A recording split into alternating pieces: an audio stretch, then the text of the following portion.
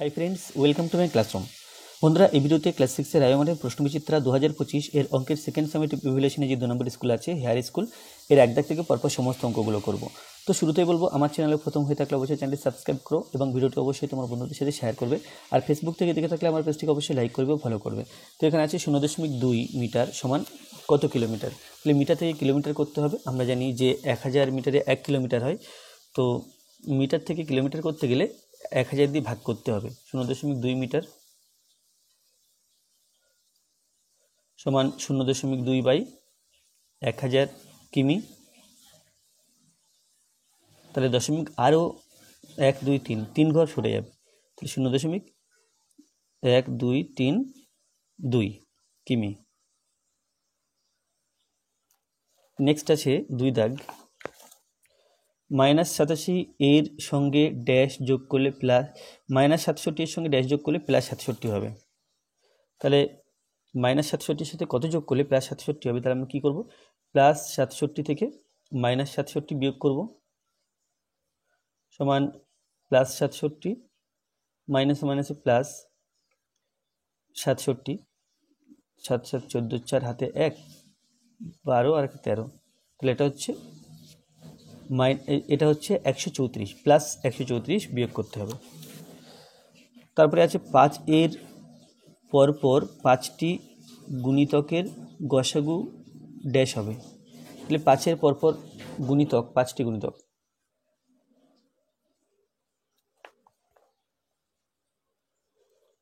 পাঁচের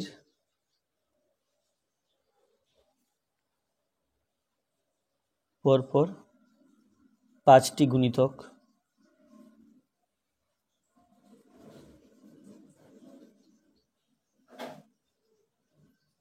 যদি আমরা 5 থেকে ধরি, 5 1 5, 5 2 10, 3 5 15, 4 5 20, 5 5 25। তাহলে এর গসাগু কিন্তু 5 হবে, কারণ সবকটা সংখ্যাকে 5 দিয়ে ভাগ করা যায়।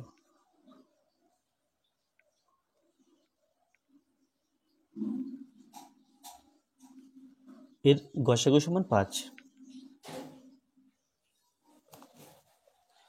4 আছে রাহুল অঙ্ক পরীক্ষায় 25 এর মধ্যে 15 পায়। তাহলে সে ড্যাশ পাবে, কত % নাম্বার পাবে সেটা বলতে হবে। তো তাহলে তার শতকরা নাম্বার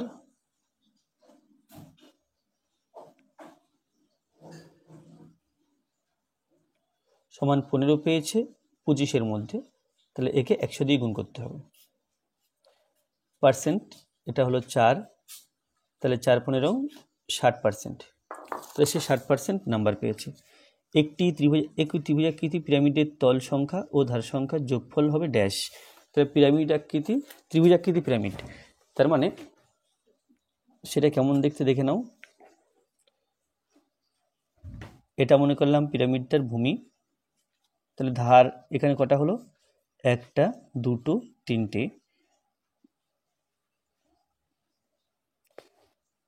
4টে 5টা 6টা। তাহলে আমরা যদি পিরামিড আঁকি ত্রিভুজাকার, তার ধার সংখ্যা হবে 6।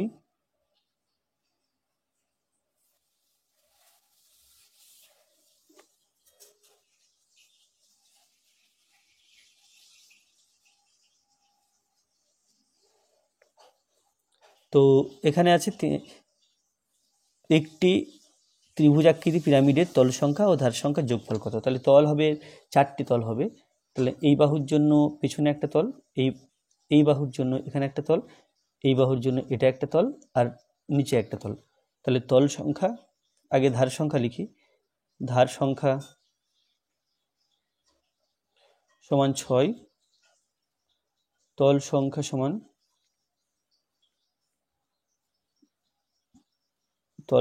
4। তাহলে 6 + 4 এটা হলো 10।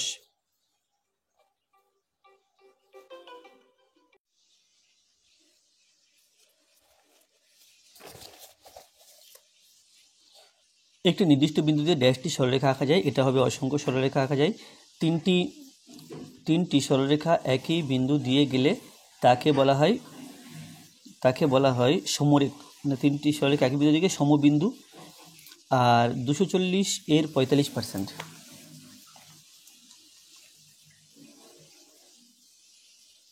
240 इंटू 45/100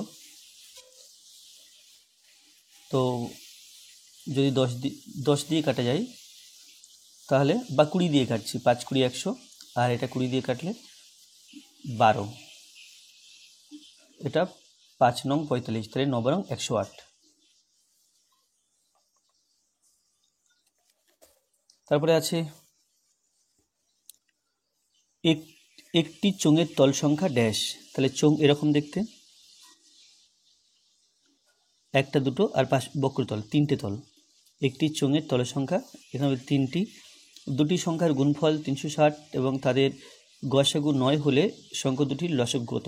তাহলে সংখ্যা দুটির গুণফল আর লসাগু ও গসাগুর গুণফল একই হয়। তাহলে আমরা এখান থেকে লিখতে পারি যে 10, এটা 10 দাগ, লসাগু ইন্টু গসাগু সমান সংখ্যা দুটির গুণফল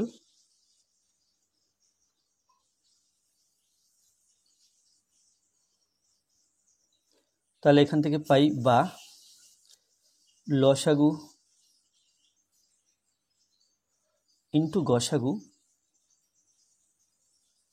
এখানে সংখ্যা দুটি গুণফল দেওয়া আছে 360, তাহলে এখান থেকে পাবো, আচ্ছা এখান থেকে আমরা গসাগু 9 দেওয়া আছে, তাহলে গসাগুর জায়গাতে 9 বসাতে পারি।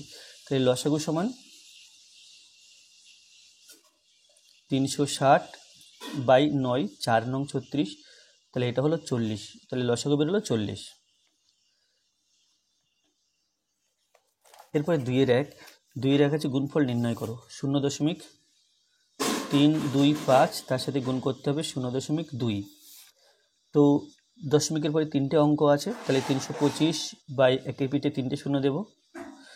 আর এখানে দশমিকের পরে একটা অঙ্ক আছে, তাহলে 2/10। তো কাটাকুটি করলে 5 দুগুণ 10, 5 দিয়ে 325কে ভাগ করব, তাহলে 5 ছক 30, 2 5, 5 5 25, তাহলে এখানে পেলাম 65 হলো। তো 65 তাকে 1000 দিয়ে ভাগ করলে একটা দুটো তিনটে দশমিক, এখানে 1-এর পিঠে 3টে শূন্য আছে, তাহলে দশমিক এমন জায়গায় বসাতে হবে তারপরে যেন 3টে অঙ্ক থাকে, তাহলে 0.065 1 2 3 3টে অঙ্কের আগে দশমিক আছে। এরপরে 2-এর 2তে আছে সামান্য ভগ্নাংশে পরিণত করো 0.16, 6-এর মধ্যে পৌনঃপুনিক, তাহলে এটা হবে 16 - 1, তারপরে একটা 9 হবে, আর দশমিক ও পৌনঃপুনিকের মাঝখানে একটা অঙ্ক আছে, তাহলে এখানে 0 দেব, তাহলে 15/90, 15 1 15, 6 90, তাহলে এটা হলো 1/6। এরপরে 2-এর 3 আছে, 2-এর 3 মানের ঊর্ধ্বক্রমে সাজাও, এর থেকে কোনটা বড় আর কোনটা ছোট সেটা বলতে হবে। তাহলে 0.63, 6-এর মধ্যে পৌনঃপুনিক, 3-এর মধ্যে পৌনঃপুনিক, তো এটা সমান পরে লিখব। এবার আছে 5/6, এখানে যদি ভাগ করি দশমিক নিয়ে 0 নিলাম, 6 নং 54, 6 8 48, 2 পেলাম, 2 দশমিকের জন্য আবার 0 নিতে পারবো, 3 6 18, 2, আচ্ছা এটা পর্যন্ত থাক। এরপরে আছে 3-এর 4, 3 দশমিক নিয়ে 0 নিলাম, তাহলে 4 7 28, 2 দশমিকের জন্য 0 পাবো, তাহলে 4 5 20, তাহলে এটা হলো, তাহলে দুটো অঙ্ক পর্যন্ত যদি নিই আমরা, তাহলে এটা হচ্ছে দুটো অঙ্ক পর্যন্ত 0.63, 0.83, 0.75, তাহলে এর মধ্যে দেখতে পাচ্ছি 83 বড়, তারপরে 75, তারপর 63, তাহলে মানের ঊর্ধ্বক্রমে সাজাতে হলে সবচেয়ে ছোটোটা আগে সাজাবো। এটা দুটো অঙ্ক নিয়ে আমরা এভাবে দেখতে পারি কোনটা বড় কোনটা ছোট। তো দেখতে পাচ্ছি কি এটা সবচেয়ে ছোট, অর্থাৎ ছোট এটা, তাহলে মানের ঊর্ধ্বক্রমে সাজিয়ে পাই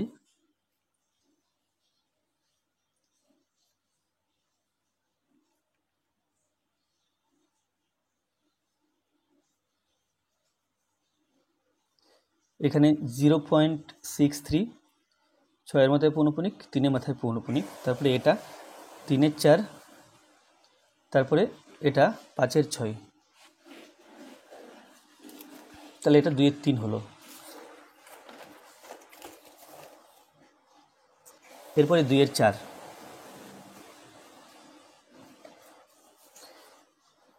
2-এর 4-এ আছে একটি সমবাহু ত্রিভুজের পরিসীমা 12.015 সেন্টিমিটার হলে ওই ত্রিভুজের একটি বাহুর দৈর্ঘ্য নির্ণয় করো। 3টি বাহু পরিসীমা বলতে 3টি বাহুর যোগফলকে বোঝায়, 3টি বাহু যোগ করে এটা এসছে, তাহলে এই সংখ্যাটাকে আমরা 3 দিয়ে ভাগ করলে একটি বাহুর দৈর্ঘ্য পাবো। তাহলে বাহুর দৈর্ঘ্য, একটি বাহুর দৈর্ঘ্য সমান 12.015, তাকে ভাগ করব 3 দিয়ে। তো 3 দিয়ে ভাগ করলে 3-এর 4 12, দশমিক পরে 0 নিলাম, 3 0 0, তারপরে 1 নামালাম, 3 0 আবার 0, তারপরে 5 নামালাম, 3 5 15, তাহলে এটা হচ্ছে 4.005 সেমি। এরপরে 2-এর 5, 2-এর 5-এ কী করতে হবে, এখানে গসাগু নির্ণয় করতে হবে, গসাগু। তো 165, 264, 286, তাহলে প্রথমে 2 দিয়ে ভাগ করব।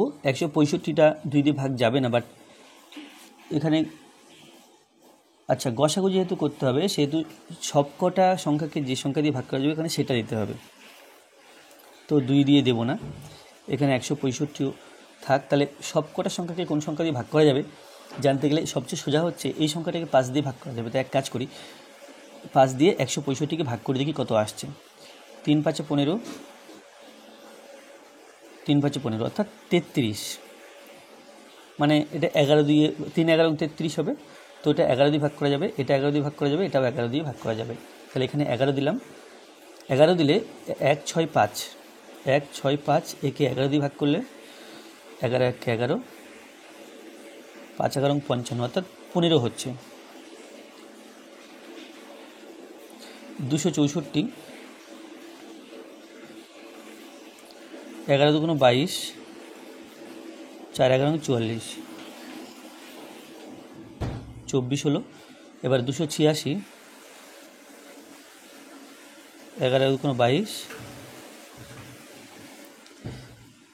আর 6 11 66, 26, 15 24 26, তাহলে গসাগু হলো 11, অতএব গসাগু সমান 11। এরপর 6 দাগ,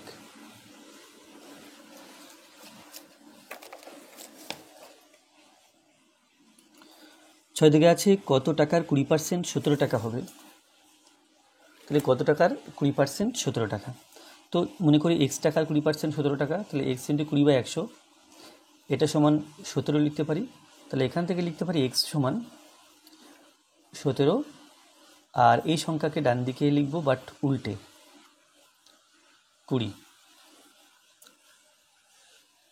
তো 5 20 100, 5 17 85, তাহলে 85 টাকার 20% সেটা হচ্ছে 17 টাকা।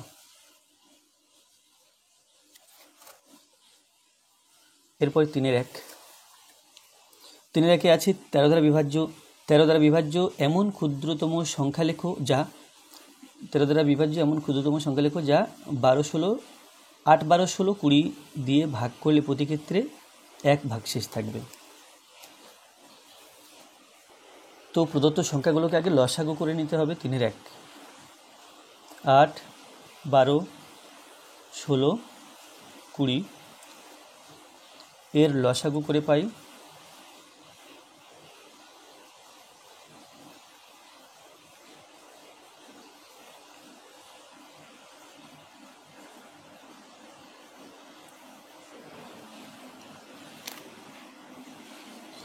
2 দিয়ে 4 6 8 10 2 দিয়ে 4, না 2 দুগুণ 4, 3 দুগুণ 6, 4 দুগুণ 8, 5 দুগুণ 10, 2 দিয়ে 2 1 কে 2, 3 2 5।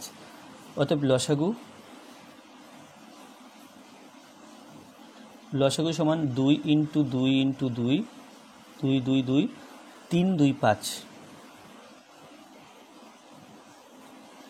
5 দুগুণ 10, 3 10 কে 30, 30 দুগুণ 60, 60 দুগুণ 120, 120 দুগুণ 240। তাহলে এটা পেলাম 240। তো এই সংখ্যাটাকে এবার 13 দিয়ে ভাগ করব। 13 1 13,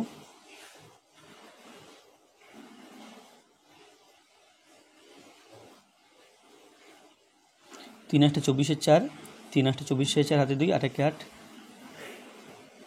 10। তাহলে এখানে হচ্ছে 6।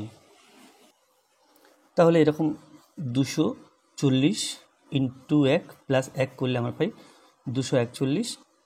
এটা 241 যদি হয়, 1 দিলাম, এখানে 1 দিলাম, আর এখানে হচ্ছে 7, এটা 13 দিয়ে বিভাজ্য নয়।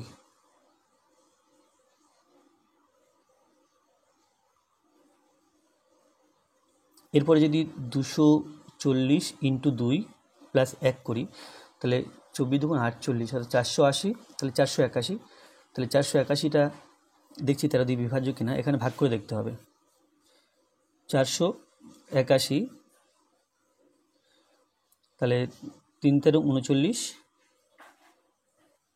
এখানে 9 আর 9 দিলে 18, 1 7 13 91। তাহলে এটা কিন্তু 13 দিয়ে বিভাজ্য। 13 দিয়ে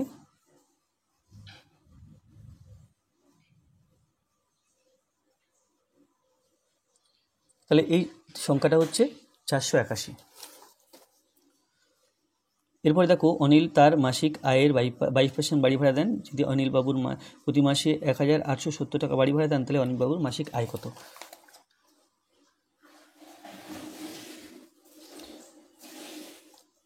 তাহলে গণিতের ভাষার সমস্যাটি হলো,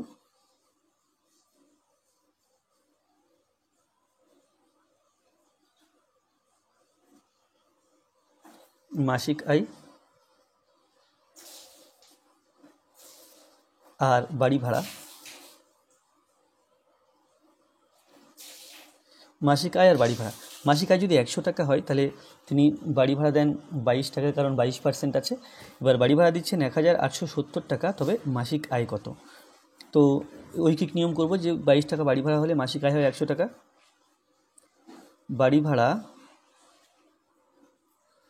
22 টাকা হলে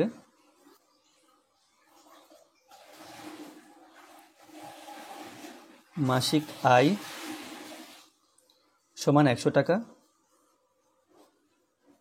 বাড়ি ভাড়া 1 টাকা হলে মাসিক আয় সমান 100/22 টাকা, আর বাড়ি ভাড়া যদি 1870 টাকা হয়, তাহলে মাসিক আয় হবে, এটা আমি পরের পৃষ্ঠে লিখছি, এখানে 100/22 আছে, তার সাথে ইন্টু 1780। 1780,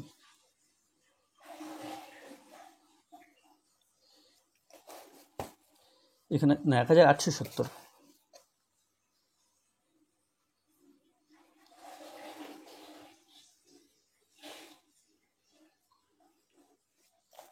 এখানে কি হলো, 100/22 ইন্টু, আচ্ছা এটা ভুল লিখেছি,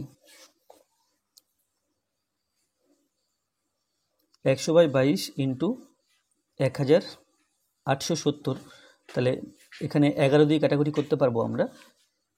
প্রথমে 11 দিয়ে কাটলে 1 8 7 0, এটা 11 দিয়ে কাটলে 11 1 11, 7 11 77, তাহলে এটা হলো 170, আর এটা হলো 2, তাহলে এটা হবে 17 হাফ, না 8 দুগুণ 16, 5 দুগুণ 10, তো 85 সমান। তাহলে এই টাকাটা হচ্ছে বাড়ি ভাড়া, এই টাকাটা হচ্ছে মাসিক আয় 8500 টাকা। তারপর আছে সংখ্যা রেখার সাহায্যে যোগ করো -7 আর +2।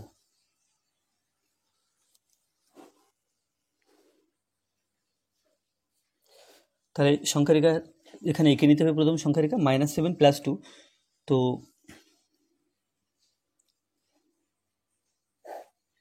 এখানে সংখ্যা রেখে এঁকে নিলাম, আর প্রত্যেক 1 সেন্টিমিটার পর পর 1 একক করে ধরব।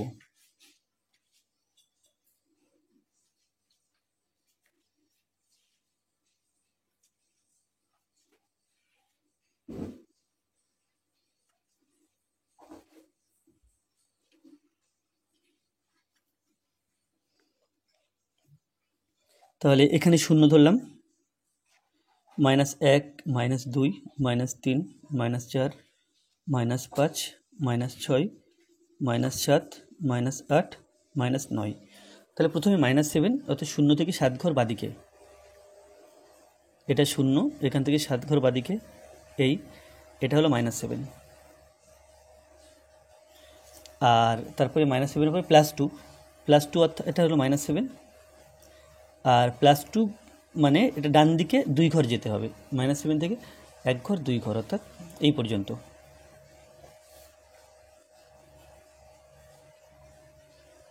তাহলে আমাদের উত্তর হচ্ছে 0 থেকে এই পর্যন্ত উত্তর।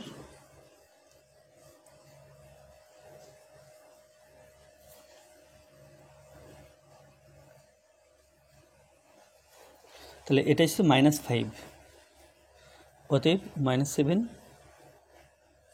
+ 2 = -5। এরপরে 3-এর 4।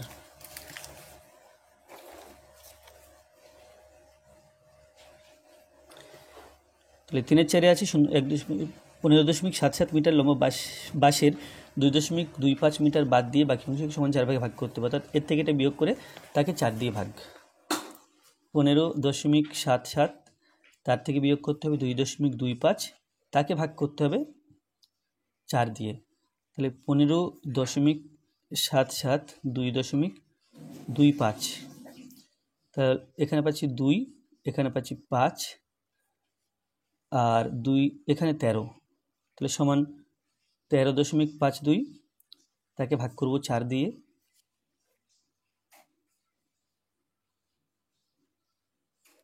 3 4 12, দশমিক নিয়ে পরে 5 নামালাম, 3 5 15, তারপরে 2 নামছে, ও আচ্ছা 4 দিয়ে ভাগ, এটা 4 দিয়ে ভাগ ছিল, তাহলে 4 দিয়ে ভাগ করলে 3 4 12 হলো 5 15, তাহলে 4 2 3 4 আবার 12, এটা হলো 3, 2 নামালাম 32, 4 8 32, তাহলে এটা সমান 3 3, এটা 3.38 মিটার।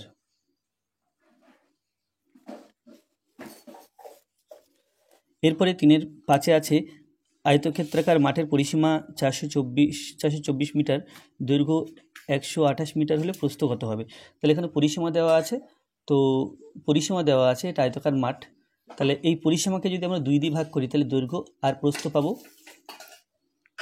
তো 3-এর 5, পরিসীমা সূত্র হচ্ছে 2 × দৈর্ঘ্য প্লাস প্রস্থ, 2 × দৈর্ঘ্য প্লাস প্রস্থ, এটা আছে 4 2 4, তাহলে এখান থেকে অতএব দৈর্ঘ্য প্লাস প্রস্থ সমান,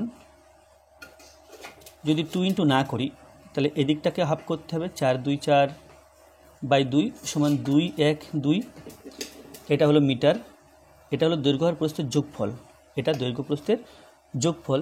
তাহলে দৈর্ঘ্য দেওয়া আছে 128 মিটার, তাহলে অতএব প্রস্থ সমান 212, তার থেকে 128 বিয়োগ করতে হবে, 212 - 128, তাহলে 8 আর 4 দিলে 12 হয়, হাতে 1 3 3 আর 8 দিলে 11, তাহলে সমান 84 মিটার। তাহলে প্রস্থ বেরিয়ে গেল। এবার সরল করতে বলা আছে, এখানে 3-এর 6, second bracket first bracket 4 - 2.07 into 2.5 ভাজক 1.93। তাহলে প্রথমে 4 থেকে 2.4 থেকে 2.07 বিয়োগ করতে হবে। তাহলে 4 আর 3 দিলে 7 আর 3 দিলে 10, হাতে 1, 1 আর 9 দিলে 10, হাতে 1, 1। তাহলে এটা হলো 1.93, তাকে 2.5 দিয়ে গুণ, আর তাকে ভাগ করতে হবে 1.93 দিয়ে। তো যদি ব্র্যাকেট তুলে লিখি আমরা, তাহলে দশমিক তুলে লিখছি, তাহলে দশমিকের পরে দুটো অঙ্ক 1, 2, এখানে দশমিকের পরে একটা অঙ্ক, তাহলে 25/10, আর ভাগচিহ্ন দিয়ে 193 দশমিকের পরে দুটো অঙ্ক আছে, একের ভিতরে দুটো শূন্য দেবো। তাহলে এটা হলো 193/100 ইন্টু এটা 25/10, আর এটা ভাগচিহ্নকে গুণচিহ্ন করলে এটা উল্টে লিখতে হবে 100/193। এটা কেটে দিলাম, এটা কেটে দিলাম, আর না এটা কাটবো না, তাহলে সমান হলো 25/10 অর্থাৎ 2.5।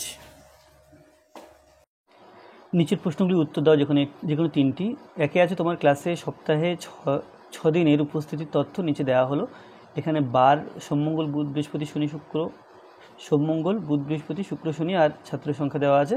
প্রদত্ত তথ্য থেকে একটি স্তম্ভচিত্র অঙ্কন করো। একটা স্তম্ভচিত্র অঙ্কন করতে হবে। তাহলে প্রথমে এরকম দুটো উল্লম্ব অক্ষ টেনে নিতে হবে, এটাকে বলা হবে এক্স অক্ষ, এটা ওয়াই অক্ষ। এই এক্স অক্ষ বরাবর বার নিলাম, আর ওয়াই অক্ষ বরাবর ছাত্র সংখ্যা নিলাম। তাহলে এখানে সোম, মঙ্গল, বুধ, বৃহস্পতি, শুক্র, এটা শনি। তাহলে বারগুলো নিয়ে নিয়েছি। তাহলে এবার উল্লম্ব অক্ষ বরাবর দেখো এখানে সংখ্যাগুলো আছে কীরকম, সংখ্যাগুলো 40, 32, 35, 46, 39, 28, সবচেয়ে বেশি আছে 46টা সবচেয়ে বড়। তাহলে এখানে স্কেলটা এমনভাবে নেব যেন 46 পর্যন্ত মান বসাতে পারি। তো এখানে এটা এই পর্যন্ত 10, 20, 30, 40, 50, 60। তাহলে এইভাবে যদি হয় এটা 10, 20, এটা 30, 40, 50, আর এখানে হলো 60। তো প্রথমে সোমবারে আছে 40 জন, সোমবারে 40, অর্থাৎ এখান থেকে এই 40 হাইটের একটা স্তম্ভ হবে।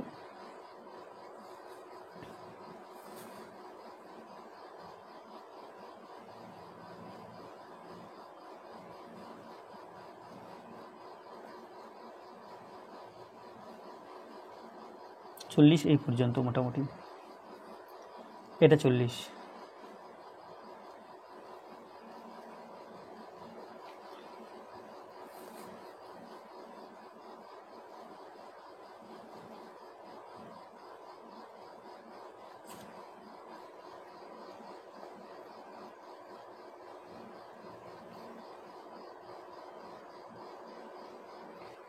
তাহলে এটা হলো সোমবার 40। এরপর আছে মঙ্গলবার আছে দেখো এখানে 32, মঙ্গলবার 32 আছে। তাহলে 30-30-এর পরে আরও 2 ঘর,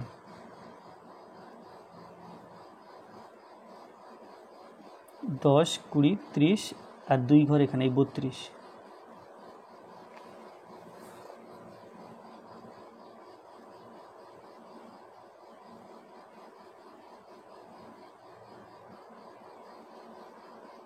দশ, 20, 30, আর 2,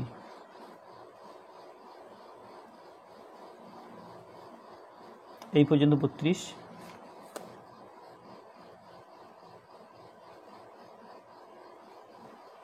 তারপরটা আছে বুধবার 35, এটা বুধবার।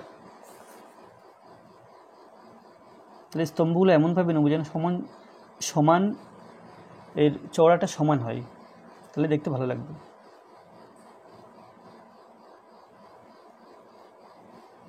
দশ, 20, 30, আর 5, 35, এই পর্যন্ত।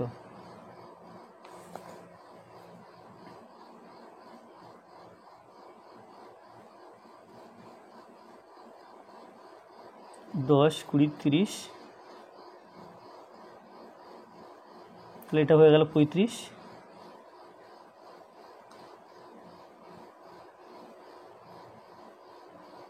তারপরে বৃহস্পতিবার 46,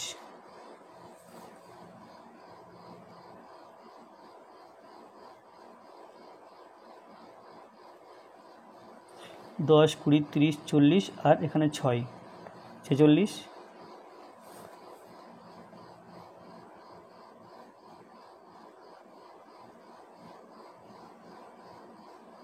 10, 20, 30, 40 আর 6, এটা হলো 46।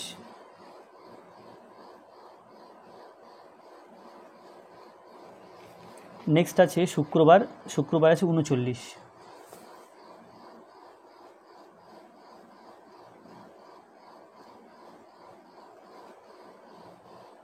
10, 20, 30 আর 9, 39,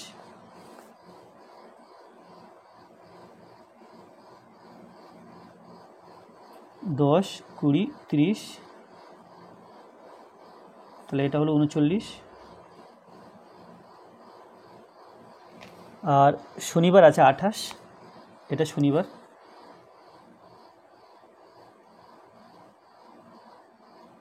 10, 20 আর 8, 28,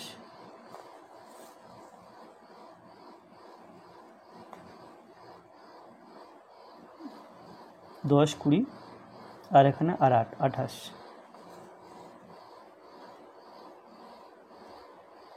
তাহলে স্তম্ভগুলো আঁকা কমপ্লিট হলো।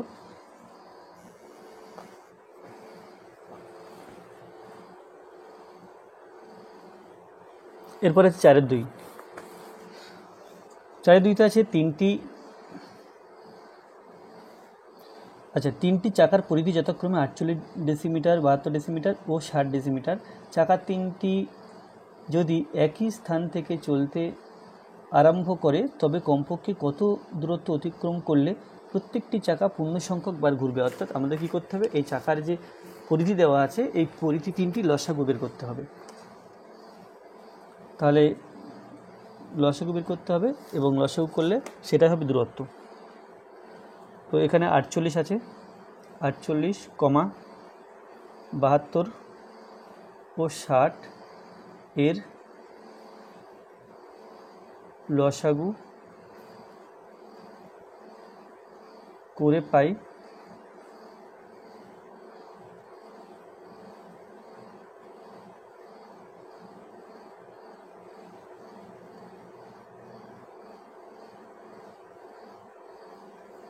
2 দিয়ে 12 দুগুণ 24, 18 দুগুণ 36 আর 15 দুগুণ 30, আবার 2 দিয়ে 6 দুগুণ 12, 9 দুগুণ 18, 15, আবার 3 দিয়ে দিলে 3 দুগুণ 6, 3 3 9, 3 5 15। তাহলে লসাগু হচ্ছে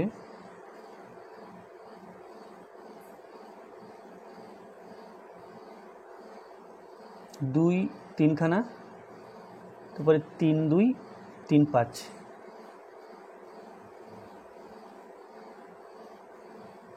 3 5 15, 15 দুগুণ 30,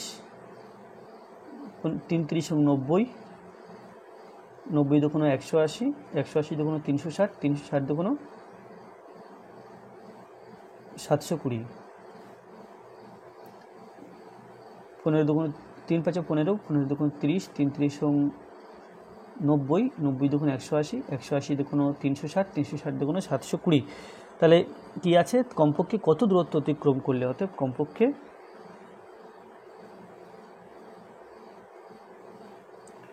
720 ডেসিমি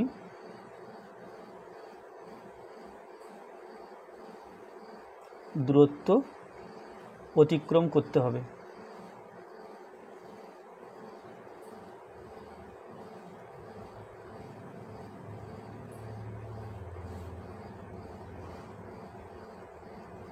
তাহলে এরপরে 3, দুটি সংখ্যার যোগফল 384 এবং সংখ্যা দুটির গসাগু 48, সংখ্যা দুটি কী কী হতে পারে? দুটি সংখ্যার যোগফল দেওয়া আছে এবং গসাগু দেওয়া আছে। তাহলে এই যোগফলকে গসাগু দিয়ে প্রথম ভাগ করে নেব। 48 দিয়ে ভাগ করব 384-কে। তো এখানে 9 আনতে হবে, 8 8 64, 64 4, না এখানে 4 আনতে হবে, তাহলে 8 8 64, 4 হাতে 6, 4 8 32, 33 34 35 36 37 38, হ্যাঁ তাহলে এখানে 8 দিয়ে দিলেই 384 হচ্ছে। তাহলে গসাগুকে এখানে গসাগু দিয়ে সংখ্যাটিকে ভাগ করলাম, 8 পেলাম।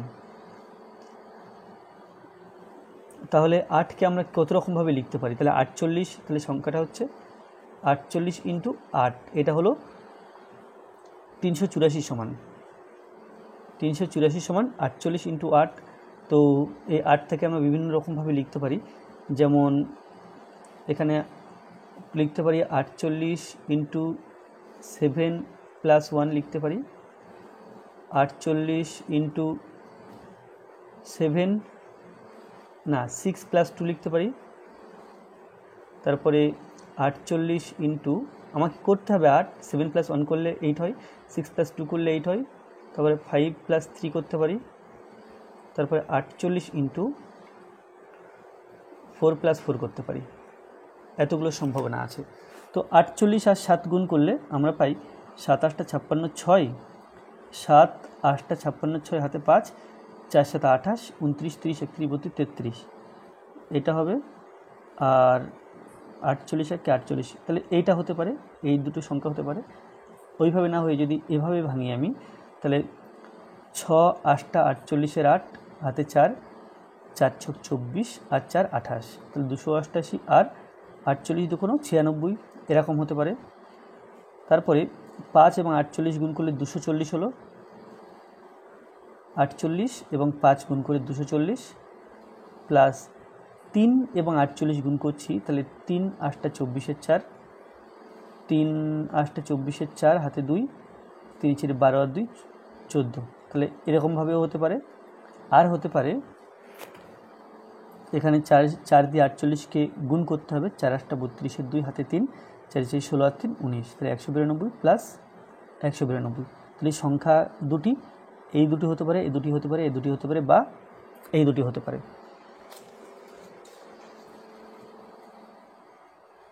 তো তারপরে আছে একটি আয়ত ঘনাকার বস্তুর কটি তল, কটি শীর্ষবিন্দু এবং প্রান্তরেখা কটি, চিত্র অঙ্কন করো। আচ্ছা, তাহলে এখানে আমরা জানি যে প্রথম কটি তল আছে, তারপর কটি শীর্ষবিন্দু ও কটি প্রান্তরেখা। 4 এর 4, তাহলে তল সংখ্যা সমান 6, 6টা তল। শীর্ষবিন্দু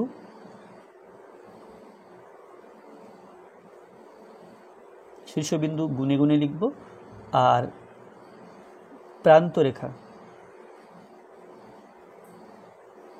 প্রান্তরেখা সেটাও গুণে গুণে লিখব। তাহলে আমার সাথে সাথে তোমার গুনবে, তাহলে প্রান্তরেখা গোনা সহজ হবে। যেমন 1 2 3 4 5 6 7 8 9 10 11 12, তাহলে প্রান্তরেখা 12টা।